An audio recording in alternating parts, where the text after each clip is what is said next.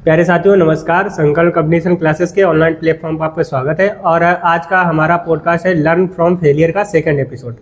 आज की इस वीडियो में हम लोग बात करेंगे, हमारे साथ में हमारे सर हैं पंकज सर, और जानेंगे कि क्या कारण रहे हैं जिनकी वजह से सर का सिलेक्शन नहीं हो पाया है और कौन कौन से एग्ज़ाम क्वालिफाई किए हैं।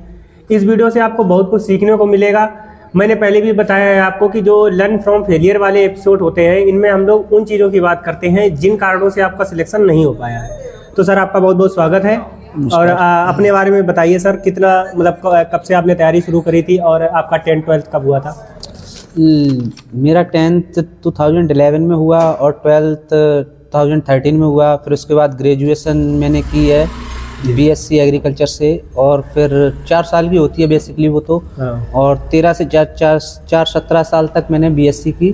उसके बाद फिर मैंने BTC की, जो टीचर लाइन होती है एक तरह से। उस टीचिंग लाइन में मैंने BTC की। BTC दो की जगह 3 साल हुए उसमें, क्योंकि वो 1 साल बैक लेकर चल रहे थे। 2020 तक BSc हो पाई, यानी कि BTC हो पाई जी।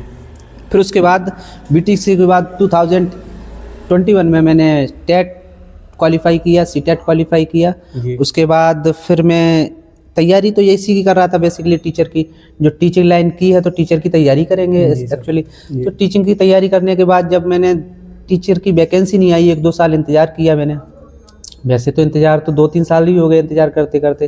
पूछना चाह रहे हैं कि जो जैसे आपने कॉम्पिटिटिव एग्जाम की तैयारी कब शुरू करी? जैसे ये तो एकेडमिक हो गई। हाँ, जैसे मान लो जो कॉम्पिटिटिव चीजें हैं जैसे पेट का या टेट का एग्जाम लेना, इन सब चीजों की तैयारी आपने कब से शुरू करी थी? ये तैयारी नहीं की मैंने इसकी। मैंने तो अपने जो सिलेबस था उसी पर अकॉर्डिंग अपने घर पर ही पढ़ते रहते थे और उसी के बेस पर टेट और CTET क्वालिफाई कर लिया। जी सर, तो आपने अभी तक कितने एग्जाम क्वालिफाई किए हैं? हाँ, एग्ज़ाम 10 से 12 एग्ज़ाम तो क्वालिफाई हैं, और उसमें से जैसे पहला मेरा एग्ज़ाम निकला था वो आर्मी का था। उसके बाद फिर आर्मी के बाद फिर BSF SCM जो जिसमें टाइपिंग पोस्ट होती है लगभग वो था। उसके बाद फिर RPF SI, काफ़ी एग्ज़ाम, रेलवे के सारे एग्ज़ाम मोस्टली। कई एग्ज़ामों में तो पॉइंट से रहना ये तो नहीं रहता है। तो मतलब अब हम यही कहेंगे कि क्या कारण ऐसे रहे हैं जिनकी वजह से इतने एग्जाम, जैसे आपने बताया कि आपने 10 एग्जाम क्वालिफाई किए हैं, उसके बावजूद आप किसी में सिलेक्टेड नहीं है, तो ऐसे क्या कारण रहे हैं जिनकी वजह से आप सिलेक्ट नहीं हो पाए? कारण ऐसा है, जैसे कुछ तो किस्मत का रोल होता है इसमें, और कुछ हमारी गलती की वजह से नहीं हो पाए। जैसे कई एग्जामों में 1.11 एक नंबर तो बहुत कुछ होता है, मायने रखता है। पॉइंटों से यहाँ सिलेक्शन नहीं होता है। तो हमारे कई प्रश्न तो ऐसे थे जो आते भी थे वो भी गलत हो जाते थे। वो जल्दबाजी में या कैसे भी कह सकते हैं आप, जैसे आते हुए प्रश्न को गलत टिक कर देना, या फिर कई प्रश्नों को टिक किसी और को करना, टिक कहीं और हो जाना, गोला कैसी भरना, किसी गोला भर जाना। तो एक नंबर से कई एग्जामों में डिस्क्वालीफाई हुए हैं और कई एग्जाम में क्वालिफाई हुए हैं।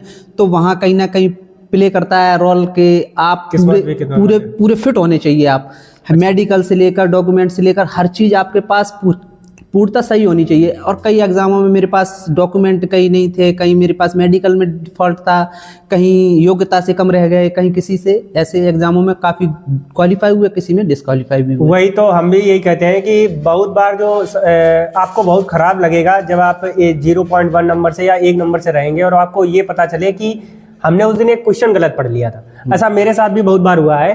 तो आप क्या कहेंगे कि मतलब इस गलती से आपने सीखा क्या, कि बहुत सारे एग्जाम आपके इस वजह से नहीं क्वालिफाई हो पाए क्योंकि आपने कुछ क्वेश्चन को गलत रीड कर लिया या किसी को गलत टिक कर दिया? तो इससे आपने क्या सीखा और वही बच्चों को बताओ कि ये गलती ये लोग ना करें। देखो, पहली बात तो ये है, पहले प्रश्नों को पूरा पढ़ें। अगर पूरा नहीं पढ़ेंगे, जिसमें नहीं शब्द, एक्चुअल में एग्जामिनर आपसे ज़्यादा तेज है। वो बच्चों को पता है कि उसने प्रश्न को पूरा पढ़ना ही नहीं है। जब पूरा पढ़ना ही नहीं है और ऑप्शन इस तरीके से देगा कि नहीं को ना लगकर वो सही वाले ऑप्शन ऊपर देगा, तो आप देखोगे हाँ ये तो सही है, आप उसको टिक करके आगे बढ़ जाओगे। एक्चुअली में प्रश्न में पूछा था नहीं, तो नहीं वाला जो उत्तर था वो एक्चुअली में तीसरे या चौथे ऑप्शन पर होता है मोस्टली। तो वहाँ से आप 1 नंबर से डिस्क्वालीफाई हो जाओगे, 1 नंबर वहाँ से, 1 नंबर यहाँ से। ऐसे कई एग्जाम होंगे जहाँ पर आप 1 नंबरों से, पॉइंटों से डिस्क्वालीफाई हो जाएंगे। जी, तो जैसे हम आपको एक चीज़ और पूछना चाहेंगे कि बहुत सारे लड़के क्या होते हैं जिनका अभी तक कोई भी एग्जाम क्वालिफाई नहीं हुआ है, उन्हें यह लगता है कि मेरा अगर एक एग्जाम क्वालिफाई हुआ तो सारे एग्जाम क्वालिफाई हो जाएंगे। हाँ। तो ऐसा कुछ होता है सीन क्या कि एक क्वालिफाई हो गया कि उसके बाद भी पढ़ना पड़ता है? नहीं नहीं, ऐसा है, क्योंकि सबसे पहले मैटर करता है कि आपका किस किस सब्जेक्ट से आपसे उस तैयारी की थी वहाँ पर। अगर वो सब्जेक्ट अदर किसी एग्जाम में आ रहे हैं तो आपको तैयारी करने की ज़रूरत ही नहीं है। हाँ, और क्या? अगर आप वो सब्जेक्ट से अदर सब्जेक्ट अगर आप पकड़ रहे हैं तो तैयारी करनी पड़ेगी, क्योंकि और प्लस पॉइंट ये है कि आपको लेवल देखना पड़ेगा, किस लेवल की आप तैयारी कर रहे हो, किस लेवल तक आप जाना चाहते हैं। अगर आपने तैयारी छोटे लेवल की है और आप बड़े लेवल की देखना चाहते हैं तो आप कहीं ना कहीं हद तक डिस्क्वालीफाई होंगे। आप बड़े एग्जाम की तैयारी करके और छोटा एग्जाम देखना चाहते हैं तो आपको तैयारी करनी नहीं पड़ेगी, क्योंकि उसी तैयारी से आप छोटा एग्जाम भी निकाल सकते हैं। हाँ, ये तो है। तो गुरुजी का ये मानना है कि जैसे अगर आप तैयारी कर रहे हैं, आपने कोई मान लो आपने आर्मी का एग्जाम क्वालिफाई किया, ठीक है, एग्जाम क्वालिफाई करने के बाद में आपके अंदर इतना उत्साह आ गया कि हम सारे एग्जाम क्वालिफाई कर देंगे, तो आप नहीं कर सकते हैं, क्योंकि अगर आप अन्य एग्जाम में जाएंगे, यूपीएसआई हो गया या यूपी पुलिस हो गया, थोड़ा सा लेवल उनका ऊपर रहता है। तो आपको घमंड अपने ऊपर नहीं लेना है। अगर आपका एक एग्जाम क्वालिफाई हो जाता है, आपको सचेत हो जाना है कि अभी हमें और आगे मतलब अच्छे से तैयारी करनी है, क्योंकि हमें लेवल बढ़ाना है। लेकिन सर एक हमने देखी है मानसिकता है जो लोगों की, अधिकांश जैसे जो लोग सफल नहीं हो पाते हैं उनसे लोगों का यही कहना है कि इन्होंने कुछ ना कुछ गलत काम किए होंगे, या तो ये दोस्तों के साथ घूमते रहे होंगे, या तो इन्होंने टाइम बर्बाद किया होगा, सोशल मीडिया चलाते रहे होंगे, गर्लफ्रेंड बॉयफ्रेंड घुमाते रहे होंगे। वो लोग ये चीज़ें कभी इंक्लूड ही नहीं करते हैं कि किस्मत का भी रोल होता है। तो आपको इन चीज़ों में क्या कहना रहेगा कि इनका भी रोल होता है या समाज की ये मानसिकता गलत है? नहीं, रोल तो हर चीज़ का होता है। एग्ज़ाम में बैठने के लिए रोल हर चीज़ का होगा। कंप्यूटर प्रॉपर चलना चाहिए, मैं बेसिकली बता रहा हूँ, कंप्यूटर प्रॉपर चलना चाहिए, माइंड प्रॉपर चलना चाहिए, माउस प्रॉपर चलना चाहिए। आपको एग्ज़ाम के लिए जैसे ये चीज़ें प्रॉपर चलनी चाहिए, वैसे ही अपने जीवन को चलाने के लिए एक तरह से सर्किल है। आप समझिए जैसे हर एक चीज़ का समय होता है। आपने गर्लफ्रेंड बनाई, बॉयफ्रेंड बनाया, वो एक समय था और वो समय पर बेसिकली सभी के साथ होता है। मैं ये नहीं कह सकता कि नहीं ये गलत है, गलत नहीं है, बेसिकली ये सभी के साथ होता है और सभी करते हैं। इसकी एक उम्र होती है। आप उम्र के साथ आपको ये भी देखना पड़ेगा कि आपको सफलता में ये रुकावट भी डालती हैं बॉस जी। हाँ, और क्या? सफलता अगर आपको करनी है तो इसको थोड़ा थोड़ा आप, मैं ये नहीं कह सकता कि आप बिल्कुल दूर हो जाइए, इनसे बचा तो जा सकता है थोड़ा बहुत। हम कहते हैं कि करिए, आप करना नहीं चाहते हैं, सभी करते हैं, करिए आप, लेकिन लिमिट, दायरा होना चाहिए कि हमें इतना समय बर्बाद नहीं करना, इससे ज़्यादा समय बर्बाद नहीं करना। हर एक समय आपको हर एक चीज़ पर देना है, क्योंकि आप सही दिशा में जाना चाहते हैं तो पर्टिकुलर हर एक साइड को आपको इग्नोर नहीं करना पड़ेगा, हर एक साइड को आपको प्रॉपर समय देना पड़ेगा। तो जैसे आप समझते हैं, जैसे ये मेरा क्वेश्चन था, तो समाज का भी ये मानना है कि असफलता में, जैसे लोगों का कहना होता है कि सफल व्यक्ति के पीछे एक औरत का हाथ होता है, तो असफलता में भी लोगों का हाथ होता है ना। अगर मान लो कोई, जैसे जो आपने बात कही है, हम मानते हैं कि आपको मैनेज करके चलना चाहिए, लेकिन ये एज ही ऐसी है। मान लो 18 से 25 की वो एज है जहाँ पे आपको नौकरी भी लेनी है, आपको घर के सारे काम भी करने हैं और अपने जीवन में जो भी करना है वो इसी में आएगा। तो ये समय इतना बहुमूल्य है कि आप किसी दूसरी चीज में दे ही नहीं सकते हो। या तो इधर फोकस करोगे या तो इधर फोकस करोगे। बात तो आपकी सही। आपने देखा था वो द्रोणाचार्य वाली जो कहानी थी, उसमें उन्होंने पूछा था कि आपको क्या दिख रहा है। जिनको आंख नहीं दिख रही थी वो सारे लक्ष्य से विहीन थे। तो अगर आप ये चीजें कैसे मैनेज कर सकते हैं, आप ये बताइए। जैसे आपने अगर ये पॉइंट बोला है तो मैनेज करने की क्या तरीके? मैनेज करने की ये है, देखो ये तो हो नहीं सकता कि सभी लोग इसी डायरेक्शन में हैं। किसी को सफलता, मैं ये नहीं कह सकता कि सभी को सफलता एक बार में ही मिल जाएगी। किसी को सफलता एक बार में मिल जाए, हो सकता है किसी को सफलता 4-5 बार में भी मिलती हो, और किसी को सफलता बार बार प्रयास करने से भी ना मिले, ये भी हो सकता है। क्योंकि इसमें अहम रोल कुछ किस्मत का है, कुछ आपकी मेहनत का है। मैं तो ये कहता हूँ कि आप इतनी मेहनत करिए जोर से कि सफलता शोर मचा दे।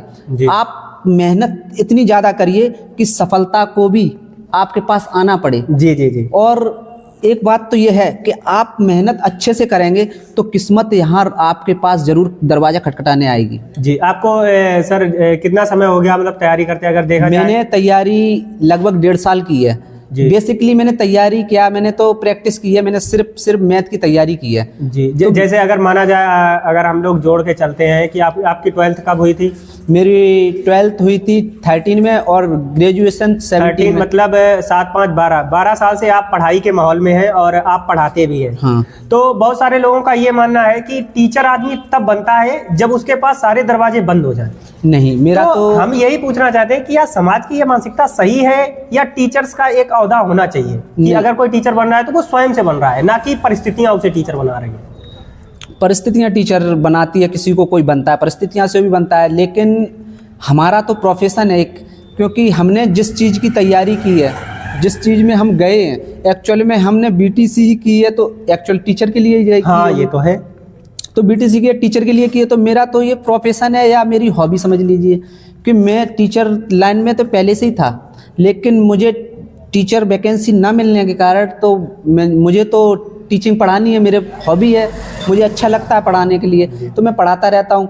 तो पढ़ाना तो अच्छी बात है। और हाँ, तो यही एक कारण है कि देखो हर आदमी परिस्थिति से टीचर नहीं बनता है, लेकिन कई लोग बन भी जाते हैं। ठीक है, तो एक थोड़ा सा सम्मान तो होना चाहिए सभी का। जैसे आपने बताया कि आपने लगभग 10 एग्जाम क्वालिफाई किए हैं, तो बिना पढ़ाई के तो एग्जाम क्वालिफाई नहीं हो सकते। नहीं तो आपने कैसे पढ़ाई करी है, ऑफलाइन करी है या ऑनलाइन करी है? मैंने ऑफलाइन भी की है कुछ समय, कुछ समय फिर ऑनलाइन भी की है, और मैंने ज़्यादातर ऑनलाइन ही की है, क्योंकि उस समय कोविड के बाद जस्ट मैंने तैयारी चालू की है 2022, लगभग कोविड 21 तक रहा जी। 19 से चालू हुआ था, लेकिन कोविड-19 जरूर नाम था, लेकिन 21 तक प्रभावित रहा था। हाँ, तो 2022 में इतना स्कोप नहीं था ऑफलाइन का, फिर भी ऑफलाइन मैंने की है थोड़ी बहुत, फिर ऑनलाइन पे डिपेंड हो गया था मैं। 2022 से एक्चुअल में मैंने तैयारी की है, 2022 से 23 डेढ़ साल के लगभग मैंने तैयारी की है, मैथ प्रॉपर तैयार किया मैंने। मैं हर बार मैं मैथ में ही रह जाता था। जैसे रीजनिंग तो मैं लगभग, तो उस टाइम कंपटीशन इतना नहीं था जितना इस समय है। उस समय कंपटीशन मैथ में कम से कम 60-70% अगर मैथ में कवर कर रहे हो और हर सब्जेक्ट में 50-50 60-60 कर रहे हो, तो फिर आप उस कंपटीशन के दौर में थे। लेकिन इस समय आप कंपटीशन के दौर में नहीं होंगे, क्योंकि आपको मैथ में कम से कम 90 चाहिए होंगे, 90%, और प्लस रीजनिंग 90% चाहिए होंगे। बाकी सब्जेक्ट में 50-60 लेकर रखेंगे आप, तो आप कंपटीशन के दौर में अब होंगे। उस समय तो लगभग इतने तो होने चाहिए थे। तो उस समय में लगभग मैथ में मेरे 1-2 नंबर आते थे, क्या बताऊं, 1-2 नंबर। फिर मैं कंपटीशन की रेस में था ही नहीं एक्चुअल में, तो मैंने फिर मैथ की तैयारी की, क्योंकि मैथ ही मेरा बहुत वीक था। तो ये तो मेरा यही क्वेश्चन है, क्योंकि आप मैथ के शिक्षक भी हैं और आपने एक ऐसी बैकग्राउंड से शुरुआत करी है जहाँ मैथ में 1-2 नंबर आना अपने आप में बहुत नीचे स्तर पर माना जाता है। और इतनी मतलब अगर नंबर कम आ रहे हैं तो पहली तो मानसिकता यही बन जाती है कि हमसे मैथ नहीं होगी, हम सीख ही नहीं पाएंगे। लेकिन आप उसके प्रबल एग्जाम्पल हैं कि आपको 1-2 नंबर आती थी, वहां से आप पढ़ाने लगे मैथ, मतलब ये एक अलग लेवल का इम्प्रूवमेंट है। तो आप कैसे बताएंगे, मतलब डिटेल्स में बताइए कैसे आपने मैथ को इतना इम्प्रूव किया? देखो, मेरा सभी बच्चों से मानना तो यही है कि आप जिसकी तैयारी करें तो आप प्रॉपर करें। मैंने 1 साल तक प्रॉपर मैथ की तैयारी की है। मुझे और सब्जेक्ट तो मान लो आते ही थे, थोड़े बहुत इतने आते थे कि कंपटीशन के दौर में रह सकूं, लेकिन मैथ ऐसा सब्जेक्ट था जिससे कंपटीशन के दौर से बाहर हो रहे थे हम। तो मैंने प्रॉपर 1 साल लगभग मैंने प्रॉपर मैथ को टाइम दिया। 1 साल पूरी, जो राकेश सर का बैच आया था, मैंने स्पेशल बैच लिया था उनका, वो उसी स्पेशल बैच से मैंने उनका पूरे कंप्लीट किया। एक ही बार में कंप्लीट किया, क्योंकि 1 साल की वैलिडिटी उनकी भी थी, तो मैंने वहाँ से कंप्लीट कर लिया पूरा। और फिर उसके रिवीजन के लिए मैं फिर प्रैक्टिस सेट्स, मॉक टेस्ट और जो यूट्यूब पे डली होती हैं जनरली वीडियोस वगैरह, उनके सेट्स लगाने के लिए, तो उसी सेट से प्रैक्टिस करते रहे और मैथ इतनी स्ट्रांग हो गई कि सबसे पहले मैंने एसएससी में CGL में दिया था, तो पूरे 25 में 25 नंबर आए थे मैथ में। फिर उसके बाद SSC MTS में दिया था, वहाँ भी 25 के 25। फिर लेकिन मेरी एक कमजोरी थी इंग्लिश, मैं इंग्लिश में बहुत वीक था उस समय, तो इंग्लिश फिर मैंने SSC को साइड करके मैं रेलवे में आया, क्योंकि रेलवे में इंग्लिश नहीं आती है। सबसे बड़ी प्रॉब्लम तो ये थी कि वहाँ पर इंग्लिश थी, यहाँ पर इंग्लिश नहीं थी। तो मैं ऐसे रेलवे के काफ़ी एग्जाम फिर क्वालिफाई होने लगे धीरे धीरे। SSC SI है, SSC RPF के, और ये हमने आपका स्कोर कार्ड भी देखा। हम आपको बता दें कि सर के मैथ और रीजनिंग में कभी नंबर नहीं कटते हैं। और जो आपने देखा कि एक ऐसे स्तर से शुरुआत की थी जहाँ 1-2 नंबर मैथ में आने बहुत कम थे और 25 आउट ऑफ 25। तो फिलहाल में तो सर हमारे जो संकल्प कंपटीशन क्लासेस है वहाँ पे ऑफलाइन भी टीच करते हैं। तो अगर कोई आप लोग यहीं आसपास से हैं तो आके जुड़ सकते हैं हमसे। और जैसा कि आपने सर ने बताया भी है, अगर आप ऑनलाइन करना चाहते हो तो किसी एक बैच को ले लो, और फिर मैथ और रीजनिंग मतलब प्रैक्टिस। तो प्रैक्टिस के लिए आप बता दो कैसी प्रैक्टिस करनी चाहिए, ऑनलाइन करनी चाहिए या ऑफलाइन करनी चाहिए? देखो, आपके पास अगर प्रोवाइड है ऑफलाइन तो ऑफलाइन करिए, अगर ऑफलाइन प्रोवाइड नहीं हो पा रही है तो आप ऑनलाइन की तरफ जाइए, क्योंकि प्रैक्टिस तो आपको करनी ही पड़ेगी, क्योंकि बिना प्रैक्टिस के आप सफल नहीं हो सकते।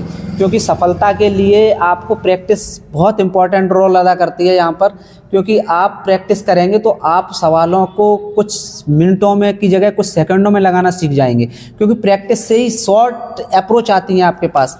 जब तक आप प्रैक्टिस नहीं करेंगे, जो बड़े बड़े सवालों की आपको शॉर्ट अप्रोच नहीं पता पड़ेंगी, आप प्रैक्टिस करते रहेंगे तो आपके पास खुद ही एक नई ट्रिक।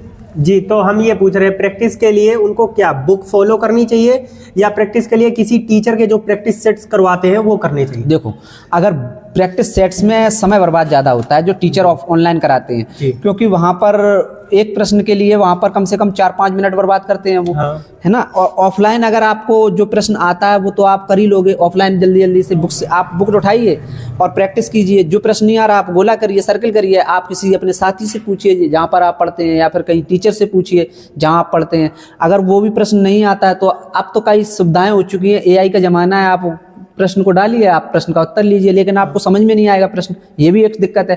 तो आप 2-4 सर्कल में आपके जो भी हो 2-4 लोगों से पूछकर आप उसका हल निकालिए, आप उसके शॉर्ट अप्रोच बनाइए। सवाल बड़े बड़े एक्चुअल में होते हैं, उसके शॉर्ट अप्रोच बनाई जाती हैं। आप ज़्यादा से ज़्यादा प्रैक्टिस करेंगे तो वो अप्रोच आपके अंदर खुद ही आ जाएंगी। जी जी। तो जैसा आपने कहा कि जैसे हम ये मानते हैं कि कॉम्पिटिटिव एग्जाम का एक फिक्स सिलेबस है, जैसे हिस्ट्री पढ़नी होती है आपको तो हिस्ट्री में एक फिक्स सिलेबस रहता है, बहुत ज़्यादा डीप भी नहीं जाएगा, बहुत ज़्यादा ऊपर भी नहीं जाएगा। अगर आप देखें तो एक साल में एक अच्छी तैयारी हो सकती है।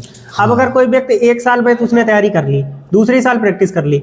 अब अगर किसी व्यक्ति को 7 साल तक तैयारी कर रहा है, 8 साल तक तैयारी कर रहा है, तो उसे तैयारी करते रहनी चाहिए बार बार, या उसे पढ़ाना शुरू कर देना चाहिए? नहीं, ये पहली मैं तो ये कहूँगा 7 साल तक तैयारी करनी नहीं चाहिए, क्योंकि आप 1 साल 2 साल 3 साल में मैक्सिमम 4 साल में सफल ना हो पाए तो 7 साल में जरूरी नहीं है सफल हो जाओगे। क्योंकि एक्चुअल में आप सफलता की पहली सीढ़ी तो क्रॉस कर लो। एक्चुअल में 2-3 साल 4 साल में आप सफलता की पहली सीढ़ी क्रॉस नहीं कर पा रहे हो तो आप मेरे हिसाब से तो आप सफल नहीं हो पाओगे। क्यों? पहली सीढ़ी एग्ज़ाम ही होता है। एग्ज़ाम कोई सा भी एग्ज़ाम क्वालिफाई करिए, कम से कम हिस्ट्री एग्ज़ाम तो क्वालिफाई करिए, आपको लगे कि हाँ आप डिमोटिवेट ना हो, आपको मोटिवेट मिलेगा कि एग्ज़ाम क्वालिफाई हुआ, कोई सा भी एग्ज़ाम क्वालिफाई हो। फिर एग्ज़ाम क्वालिफाई होगा तो आपके अंदर एक एनर्जी प्राप्त होगी, एनर्जी होगी जिससे आपको थोड़ा मोटिवेशन मिलेगा, तो आप फिर धीरे धीरे काफ़ी एग्जामों में के लिए तैयार हो सकते हैं, प्रिपेयर हो सकते हैं। ये है कि देखिए बहुत ज़्यादा समय आपको नहीं देना है कॉम्पिटिटिव एग्जाम में, आप स्वयं से डिसाइड कर सकते हैं। अगर आपकी घर की फाइनेंशियल कंडीशन ठीक है तो 5-6 साल तक तैयारी कर सकते हैं, अगर कोई अच्छे एग्जाम की तैयारी करे, जैसे CGL हो गया, UPSC हो गया। लेकिन अगर आप किसी कांस्टेबल रैंक की या छोटे एग्जाम की तैयारी कर रहे हैं तो सजेशन यही रहेगा कि 2-3 साल तैयारी करें, उसके बाद उसकी एज भी कमी होती है फिर। हाँ, इसीलिए उसने 18 से 22 तक रखी गई है। 4 साल में आप जो कर पाए कर लें, क्योंकि इसीलिए उसकी कमी है ना, 18 से 22। तो और देखिए समाप्त करें यार, उनका पूछे खत्म ही क्या सबरे क्वेश्चन सब समाप्त है और क्या।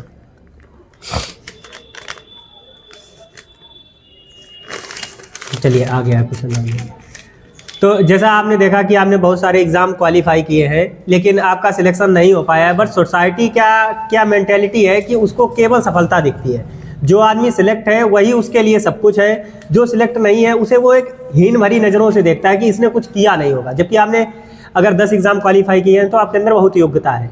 तो कैसा लगता है, मतलब इस माहौल में रह के और लोगों की बातें सुन के कैसे इस चीज़ आप पे कैसे कॉप अप करते हैं? क्योंकि बहुत सारे लोगों के साथ में ये दिक्कतें हैं। ऐसा है, जो मैं तो ये चाहता हूँ कि आप ये समझिए कि जो एक बार में सफल हो गया है तो वो सफल हो जरूर गया है, लेकिन जो असफल हुआ है 10 बार, आप ये समझिए उस पर ज़्यादा ज्ञान है। जो 10 बार असफल हुआ है वो कहाँ कहाँ हुआ है, किस किस कारण से हुआ है, उसे ज़्यादा नॉलेज है बाकी सफलता के कारण, क्योंकि वो सफल हो गया एक बार में। उसे ये पता नहीं है कौन सी सीढ़ी कहाँ गिरने के लिए किस जगह पर बनी है, तो क्योंकि वो सफल हो चुका है उसे पता ही नहीं है। जो असफल हुआ है 10 बार उसे पता है कि कहाँ कहाँ सीढ़ी, कौन कौन सी सीढ़ी पर आप फिसल सकते हैं, गिर सकते हैं, पीछे आ सकते हैं। तो हमारे हिसाब से तो जो असफल हुआ है उससे ज़्यादा नॉलेज है सफलता से। जो सफल हो चुका है, जो असफलता के पास ज़्यादा नॉलेज है। और रही समाज की बात, समाज तो हर किसी को ऐसे ही देखता है। किसी भी जगह जाइए आप, अगर समाज के लिए आप अच्छा करेंगे तभी समझ सकता है। लेकिन ऐसा नहीं है कि समाज तो कुछ भी सोचता रहे, समाज से कोई मतलब नहीं है। कोई भी लोग कहते रहे, आपको किसी की नहीं सुननी है। आपको सिर्फ अपनी माता और पिता की सुननी है, प्लस अपने फैमिली की सुननी है। वो क्या कहते हैं, आपको वो सफलता के लिए आगे भेजना चाहते हैं तो आप ज़रूर पढ़िए। मैं तो कहता हूँ आप 4 साल 5 साल 6 साल, अगर फैमिली आपकी ठीक है तो आप पढ़ते रहिए। लोग क्या सोचते हैं आपको उससे कोई मतलब नहीं है। जी, तो बहुत अच्छा लगा आपसे बात करते, और मेरी आशा है कि राधा रानी की कृपा से आप जल्दी किसी एग्ज़ाम में सिलेक्टेड होंगे और हम सर के साथ में द सक्सेस स्टोरी में भी पॉडकास्ट लेके आएंगे। वीडियो को यहाँ तक देखने के लिए बहुत बहुत धन्यवाद। और अगर वीडियो अच्छी लगी है तो इसको सब्सक्राइब कर दें चैनल को, ताकि हम लोग, देखिए, सफलता के बाद पॉडकास्ट देना एक अलग चीज़ होती है, लेकिन असफल व्यक्ति अगर आपको पॉडकास्ट दे रहा है तो सच में वो आपके भले के लिए दे रहा है। जैसे सर भी है, सर को कुछ नहीं मिल रहा पॉडकास्ट से, लेकिन जब हमारी सर से बात हुई तो सर ने कहा कि देखो, जो गलतियां हमने करी हैं, अगर ये गलतियों से सीख कर 2-3 लोगों का भी भला होता है तो मैं अपने जीवन में बहुत कुछ मैंने कर लिया। तो यही एक कारण है कि हम लोगों ने अभी बैठ के पॉडकास्ट भी किया। और सर का बहुत बहुत धन्यवाद, और समय देने के लिए सर आपका बहुत बहुत धन्यवाद। ठीक, राधे राधे। राधे राधे। राधे राधे सभी साथियों को।